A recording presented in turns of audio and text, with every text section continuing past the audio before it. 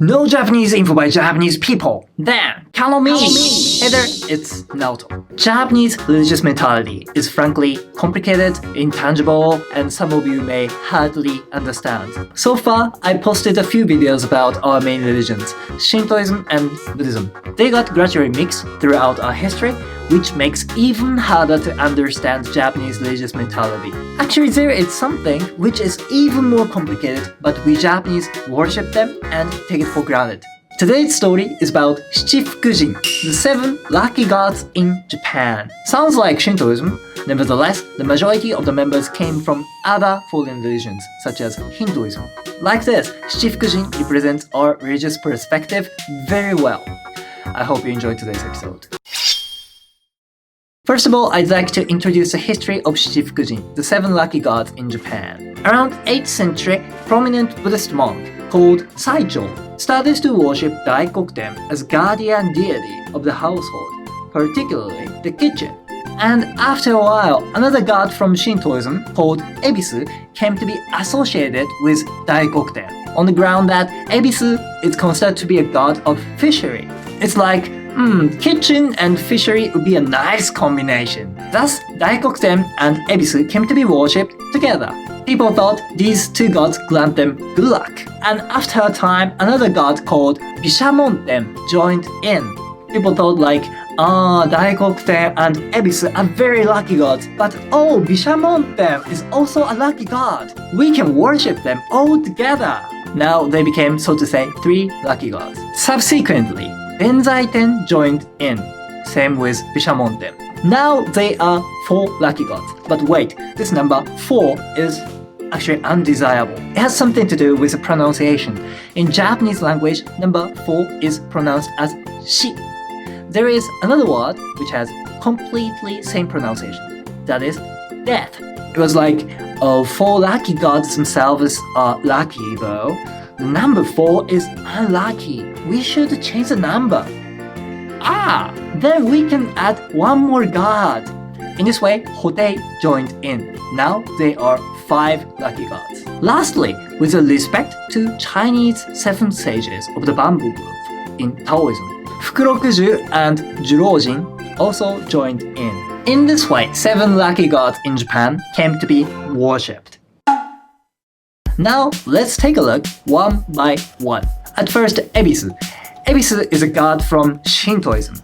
According to a myth of Shintoism, 2 gods, Izanagi and Izanami, were blessed with many children. And the very first child of them was named Hiruko no Mikoto. And Ebisu is considered to be another form of Hiruko no Mikoto. Ebisu is believed as a god of fishery and considered to grant good fishing, good harvest, prosperity. By the way, Japanese beer brand Ebisu is named after Ebisu. Give it a try if you have a chance. I like Ebisu so much. Daikokuten. As I told you, Daikokuten came to be worshipped as a god of kitchen, thanks to the Buddhist monk Saicho. Actually, Daikokuten is not a god from Japan. On top of that, 6 gods except Ebisu came from overseas. Well, in fact, the image of Daikokuten was originated from Mahakala, also known as Shiva in Hinduism. Mahakala is known as a deity common to many religions: Hinduism, Buddhism, Sikhism, and Daikokuten is one of these examples.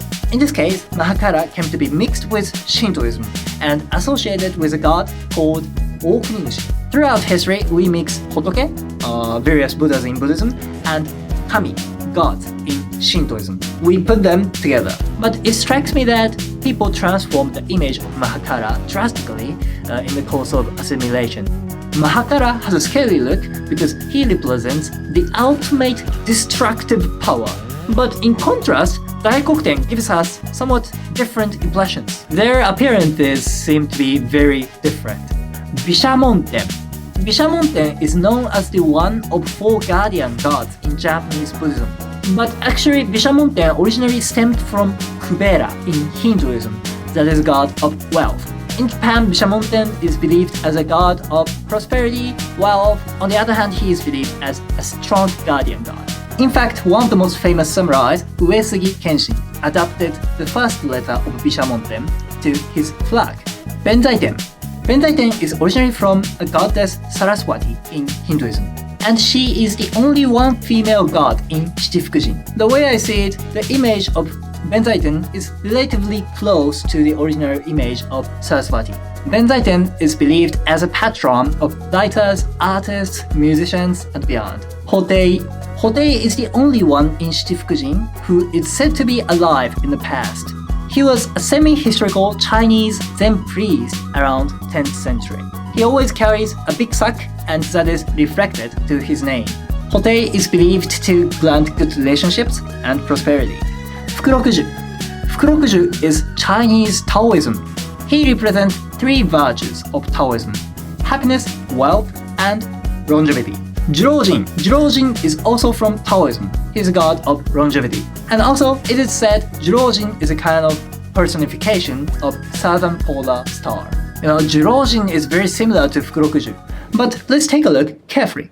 For instance, Fukurokuju has a longer head. So they are the 7 lucky gods in Japan, called Shichifukujin. As you can see, Shichifukujin is a group of mixed gods from various religions. I think this is one of the typical aspects of Japanese religion. Shichifukujin is considered to grant happiness. Normally we don't care which god is from which religion. However, they are, so to say, the symbol of happiness.